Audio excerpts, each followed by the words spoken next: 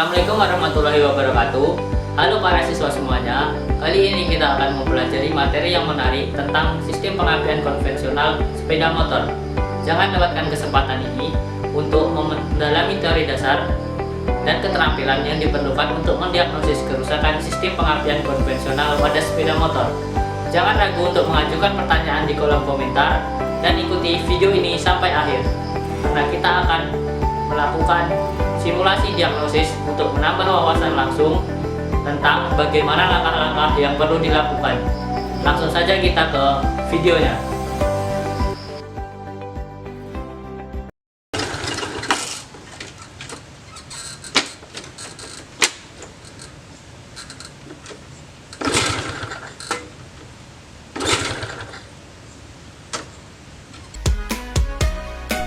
Tujuan pembelajaran umum.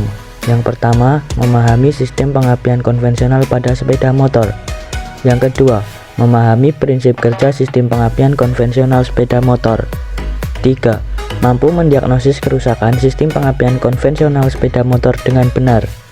Selanjutnya, untuk tujuan pembelajaran khusus, yaitu setelah mempelajari video ini diharapkan mampu mendiagnosis kerusakan pada sistem pengapian konvensional sepeda motor.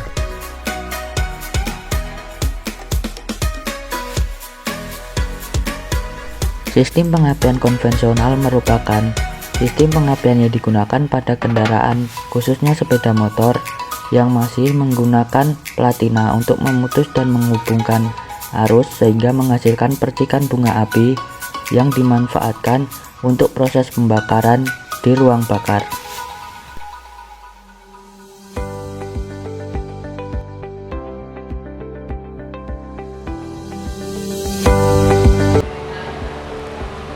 Selanjutnya kita akan mengenal komponen-komponen pada sistem pengapian konvensional pada sepeda motor. Yang pertama di sini ada aki. Aki di sini berfungsi untuk menyimpan energi untuk kebutuhan kelistrikan pada kendaraan.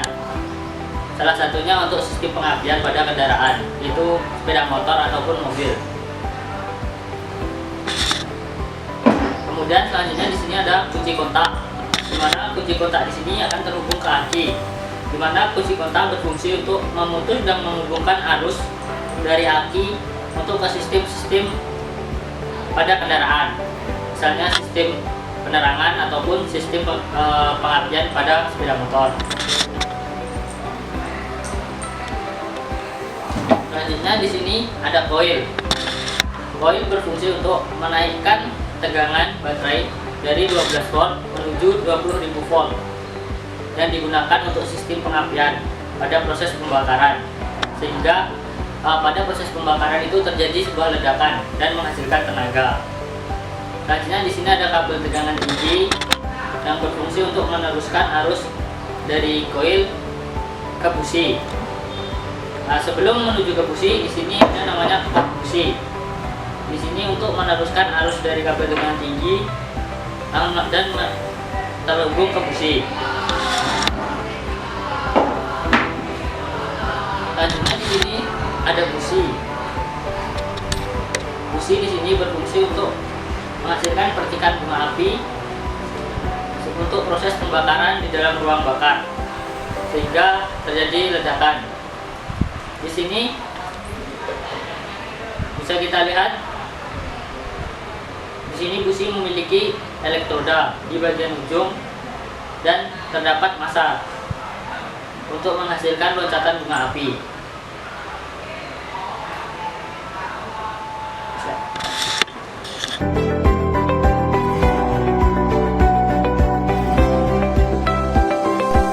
Cara kerja sistem pengapian konvensional sepeda motor yaitu saat kunci kontak on, maka arus dari baterai akan mengalir ke kumparan primer pada koil. Akan tetapi sistem pengapian belum berjalan. Kemudian saat kendaraan kita start, maka platina akan ikut berputar sehingga breaker point pada platina akan terputus dan mengalirkan arus ke kumparan sekunder pada koil, di mana arus akan meningkat dan diteruskan ke busi untuk menghasilkan percikan bunga api pada ruang bakar.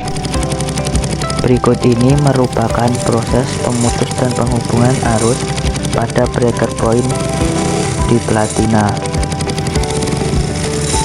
Dan ini merupakan salah satu jenis sepeda motor yang masih menggunakan sistem pengapian konvensional untuk proses pembakaran bahan bakar di ruang bakar.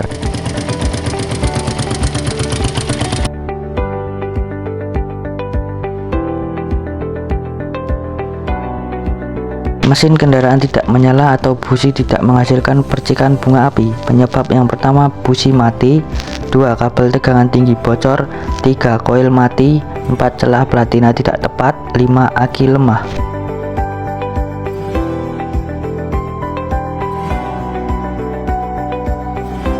Berikut ini adalah pemeriksaan percikan api pada busi.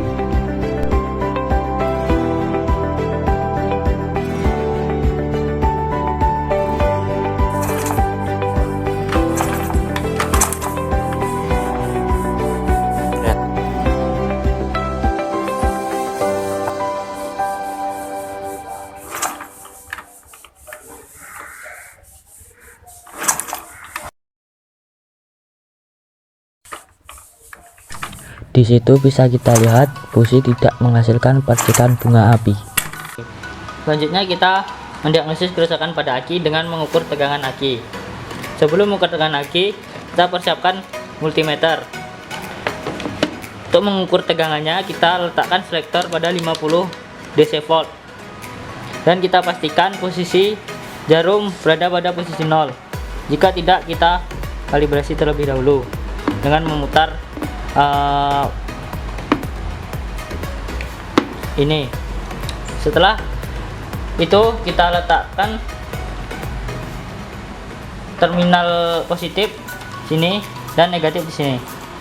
Nah, di sini terbaca hasil pengukuran sebesar 12 volt. Berarti kondisi aki di sini dalam kondisi baik. Jika aki kondisi jarum pada multitester tidak mencapai 12 volt, berarti kondisi aki harus dilakukan penggantian baru atau dilakukan pengecasan. Selanjutnya kita ukur kunci kontak, apakah terdapat dapat memutus dan menghubungkan arus atau tidak, dengan menggunakan multimeter. Kita arahkan selektor pada 1 kilo, kemudian kita kalibrasi multimeter.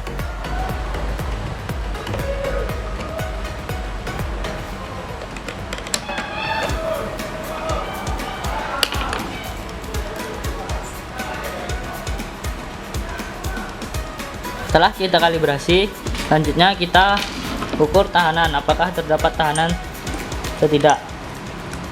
Di sini pada posisi off, kita coba terlebih dahulu.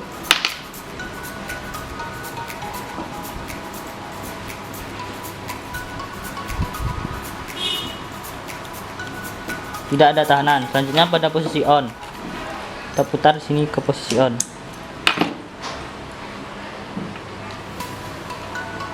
Nah, di sini terdapat tahanan, berarti kunci kontak di sini dalam kondisi baik. Tetapi jika tidak ada tahanan, berarti kondisi kontak harus kita perbaiki atau kita ganti yang baru. Selanjutnya kita akan mendiagnosis kerusakan pada koil sepeda motor. Di sini merupakan koil sepeda motor. Untuk mengetahui kerusakannya, kita harus mengukur tahanan primer dan tahanan sekunder pada koil dengan menggunakan multitester. Letakkan selektor pada 1 kilo ohm pada multitester dan lakukan kalibrasi. Setelah kita lakukan kalibrasi pada multitester, selanjutnya kita ukur tahanan primer pada koil.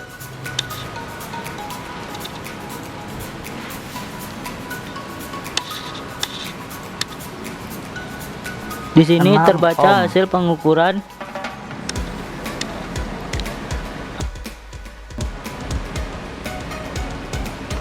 Selanjutnya, tahanan sekunder pada koil. Masih di selektor 1 kilo, kita ukur tahanan sekunder pada koil.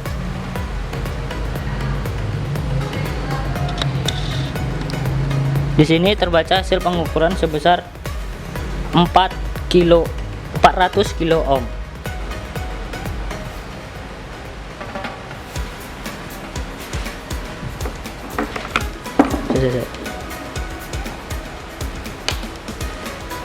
Bicara.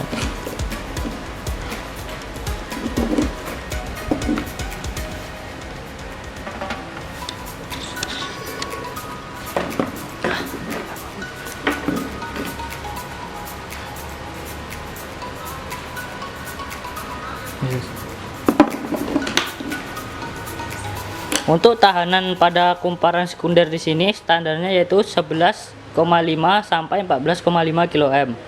Berarti artinya di sini kondisi coil di sini tidak baik karena tidak sesuai dengan spesifikasi.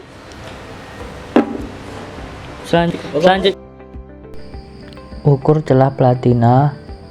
Sebelumnya pastikan posisi knock berada di posisi atas agar celah platina berada pada posisi terbuka. Kemudian ukur celah platina menggunakan filler gauge sebesar 0,30 mm.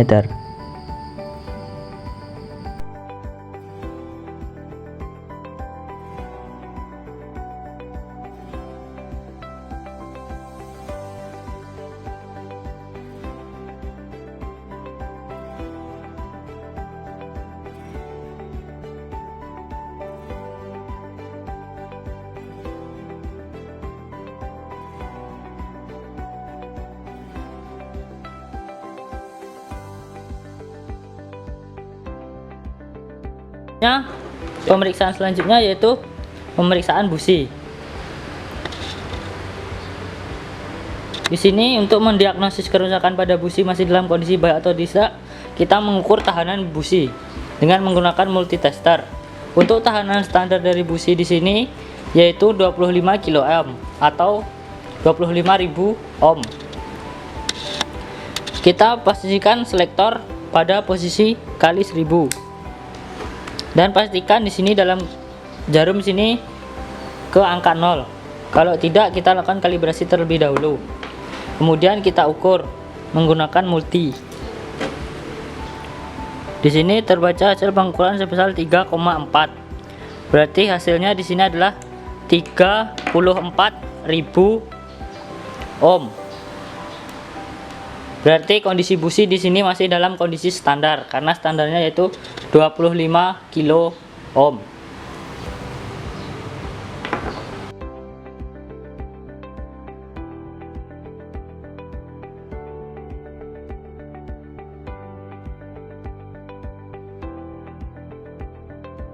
Selanjutnya kita bersihkan elektroda pada busi dengan menggunakan amplas.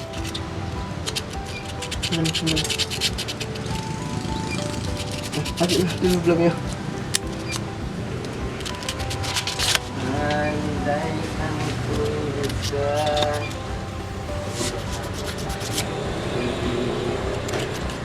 Setelah itu,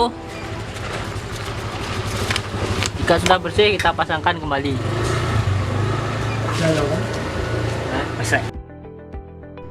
Selanjutnya, mesin kendaraan sulit menyala atau percikan api busi kecil. Penyebab pertama, platina kotor. Kedua, saat pengapian tidak tepat. Ketiga, kondensor rusak.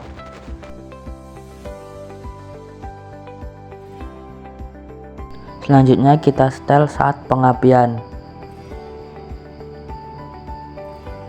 Kita hidupkan kendaraan terlebih dahulu. Kemudian kita majukan atau mundurkan saat pengapian dengan menggunakan obeng. Lalu kita pukul. Kita di bautnya. Demikian video pembelajaran kita pada hari ini mengenai diagnosis kerusakan sistem pengapian konvensional pada sepeda motor. Jika ada salah kata, saya mohon maaf. Saya akhiri. Wabillahi taufiq wal hidayah. Wassalamualaikum warahmatullahi wabarakatuh.